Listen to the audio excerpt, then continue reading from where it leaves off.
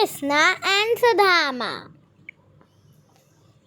Sudama lived with his wife and children in a village near Dwarka. He lived in a hut and earned very little. The husband and wife had to miss meals sometimes, but they made sure that their children were well fed. Sudama's wife was worried because they were so poor. But Sudama would simply smile and say, God will take care of us. The only time Sudama felt sad was when he remembered his childhood friend, Krishna. We studied together in Guru Sandipani's forest school. I used to call him Govinda. We had so much fun together. He told his wife one day, I miss him so much.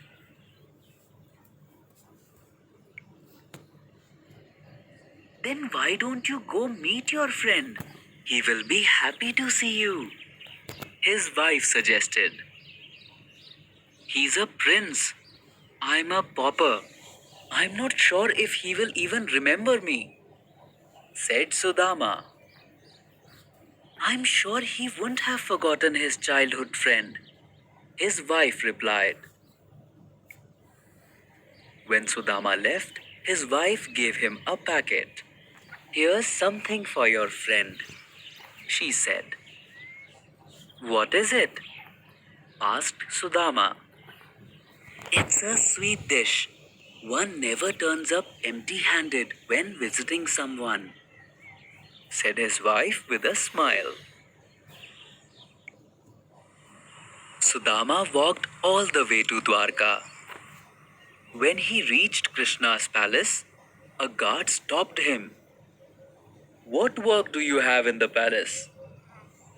I want to meet my friend, Govinda, said Sudama. The guard smiled politely. I am sorry, sir. You will have to wait. Just then, Krishna came out of the palace. Seeing Sudama, he ran to him, calling out, Sudama, it's been so long since we have met. The guard was surprised to see his master hugging the visitor who looked so poor. Hearing that a guest had arrived, Krishna's wife Rukmini came to the door. In those days, the host would wash a guest's feet. Krishna and Rukmini washed Sudama's feet with water and wiped it with a silk cloth. The two friends started talking about old times. Suddenly, Krishna smiled. Bhabhi must have sent something for me. Let me see what's in your bag. Sudama hesitated. It's nothing. It's just a sweet dish. Krishna took Sudama's bag and dug into it. He took out a small packet wrapped in cloth. Krishna opened the bundle. Poha, I love it! He exclaimed. Poha is pounded rice. Sudama's wife had prepared a simple sweet dish, mixing poha and jaggery. But Krishna saw the love his friend and his wife had for him. That made it sweeter. Krishna eagerly stuffed his mouth with a handful of poha as though he had not eaten for months. As Krishna munched the poha, Rukmini snatched the bag. Spare something for me, she said as Sudama burst out laughing.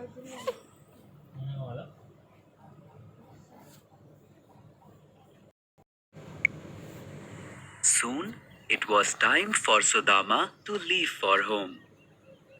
Tell me, Sudama, is there anything I can do for you?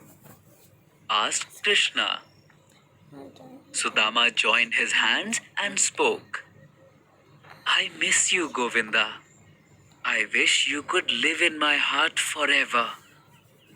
Krishna hugged his friend.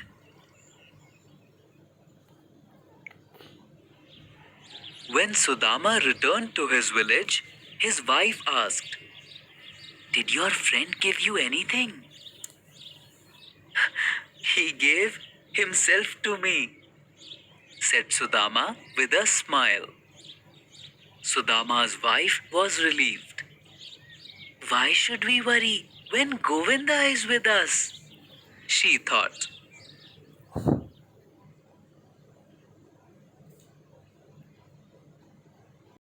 Sudama.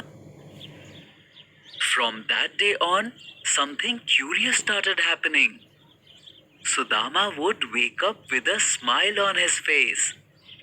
People in the village offered him more work. Sudama and his wife never went hungry. They moved into a larger house.